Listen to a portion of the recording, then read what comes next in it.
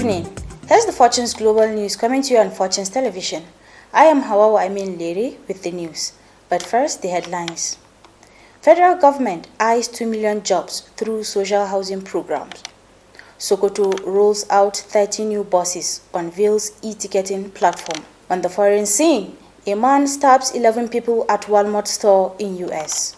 And on sports, Tinubu hosts victorious Super Falcons today after trophy parade. Now the news in details. The federal government has set a goal to generate over 2 million jobs across Nigeria through its renewed Hope social housing program, aimed at addressing the country's housing deficit and creating economic opportunities for citizens. This was revealed by the Minister of Housing and Urban Development, Aminu, during a working session with the House of Representatives Committee on Housing and Habitat at the National Assembly Complex, Abuja. Yua explained that the renewed Hope Social Housing Program is a flagship initiative designed to provide affordable homes for low-income earners, vulnerable groups, the unemployed, and internally displaced persons.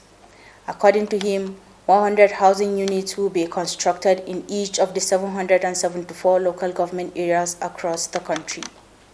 The Sokoto state government has unveiled 30 new mass transit buses and launched a digital e-ticketing platform aimed at modernizing public transportation and enhancing accountability. The new additions, presented on Sunday, brought to 70 the number of vehicles procured by the Ahmed Aliyu-led administration since taking office. At the handover ceremony in Sokoto, the Deputy Governor, Idris Muhammad Gobir, formally handed the keys of the buses to the State Commissioner for Transportation, Bala Kokani. Gobir noted that the new buses, part of a fleet earlier procured by the government, were withheld pending the completion of the state digital ticketing platform.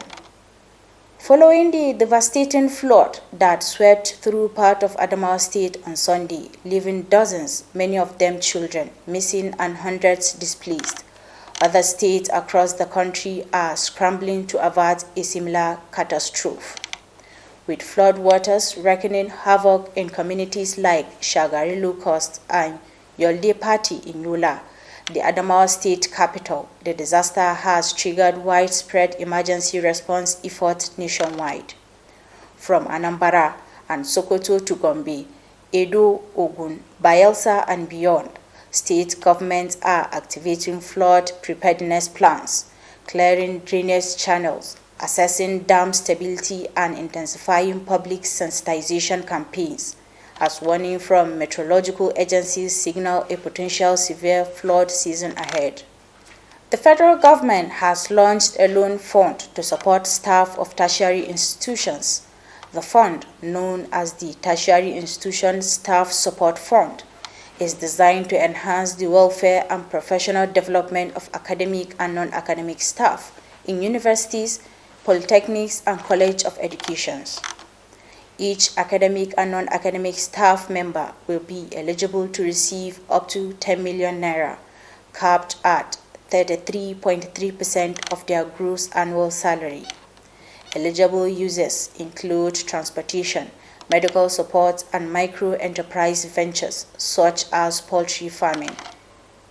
The president of the Dangote Group, Alhaji Aliko Dangote, has appealed to President Bola Tinubu to include refined petroleum products in the list of items banned under the Nigerian First policy of the federal government. But this was unanimously rejected by oil marketers and some industry analysts on Sunday.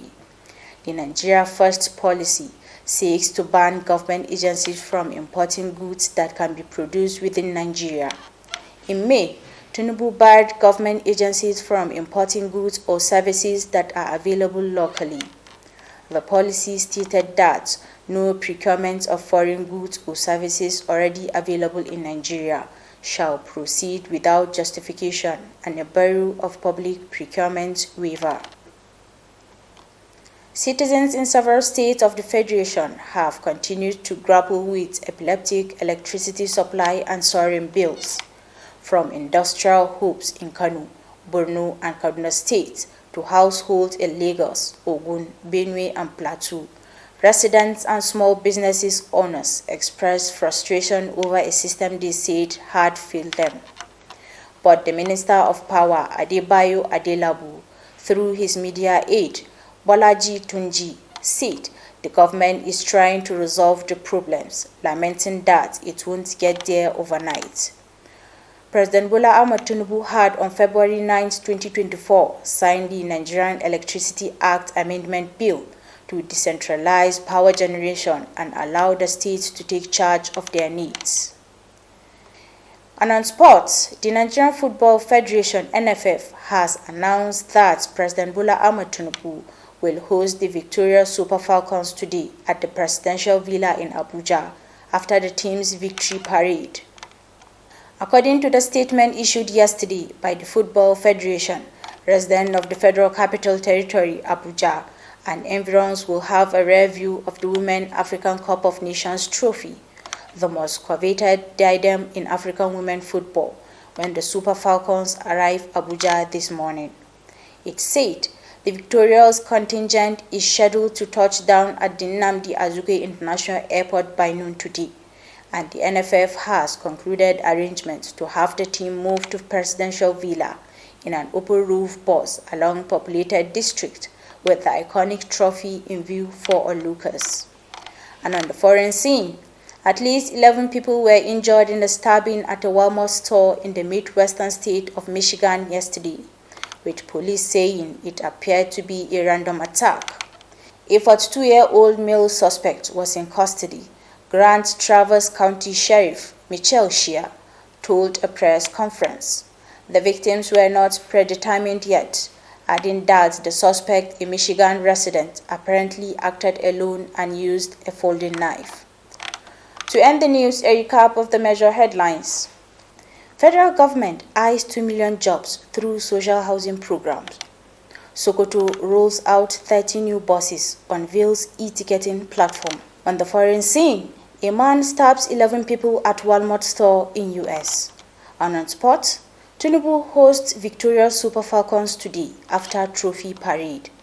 And that ends the news at this hour. On behalf of the news editor, Balara Balawal Zaria, I am Hauwa'u Lere, thanking you for investing your time.